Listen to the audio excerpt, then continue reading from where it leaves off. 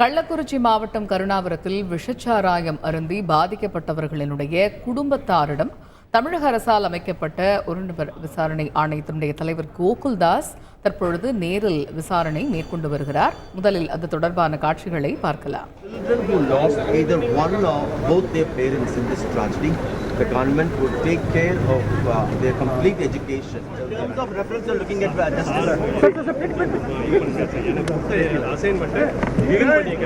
Sir, mic கொடுங்க. Speak to all affected people. We will inquire, sir. What's the terms of reference you're looking at, sir? Sir, terms என்ன சொல்றாங்க?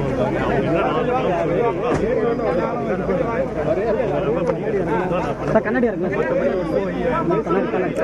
Any preliminary findings, sir?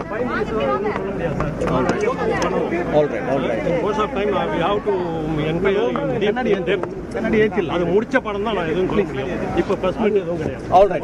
Okay, thank you very much.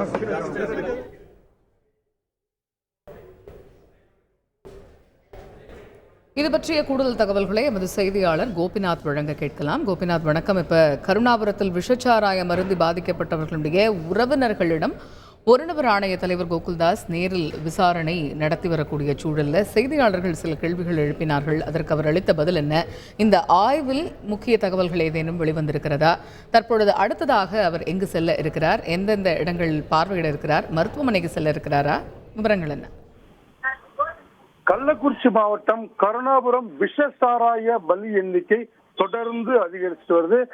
நம்ம இருக்கிற பகுதி பார்த்தீங்கன்னா கருணாபுரத்துல இருக்கிறோம். இந்த பகுதியில தொடர்ந்து மக்கள், பாதிக்கப்பட்ட மக்கள், அதே போல உயிரிழந்த குடும்பங்கள் அடக்கம் செய்வது, தொடர்ந்து உறவினர்கள் வருவது, தொடர்ந்து அந்த நிலைமை இருந்துட்டு இருக்கு. இந்த வழக்கு உடனடியாக சிபிசிஐடி விசாரணைக்கு மாற்றப்பட்டு ஒருபுறம் சிபிசிஐடி காவல்துறையினர் இந்த வழக்கு அவங்க கையில் எடுத்து விசாரணை பண்ணி இன்று காலை 3 பேரை கைது பண்ணியிருக்காங்க.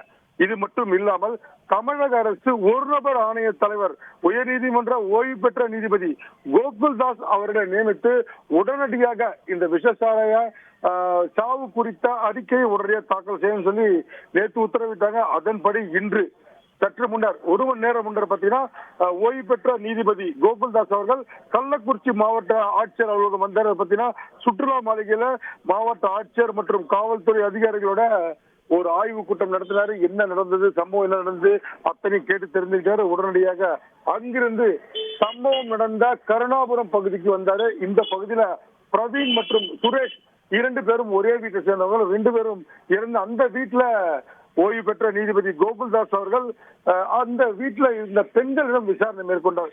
என்னமா நடந்துச்சு, எப்படி நடந்துச்சு, யார் சாராயம் விற்கிறாங்க, எவ்வளவு வருஷமா இந்த வீட்டுல இந்த பகுதியில் சாராயம் வித்துட்டு இருக்காங்க, என்ன மாதிரி அர்த்தம், உங்களோட வாழ்வாதாரம் என்ன, உங்க வீட்டுல எத்தனை பசங்க இருக்காங்க, இது அத்தனையுமே ஓய்வு பெற்ற நீதிபதி அவர்கள் கோகுல்தாஸ் அவர்கள் கேட்டு தெரிஞ்சுக்கிட்டாரு.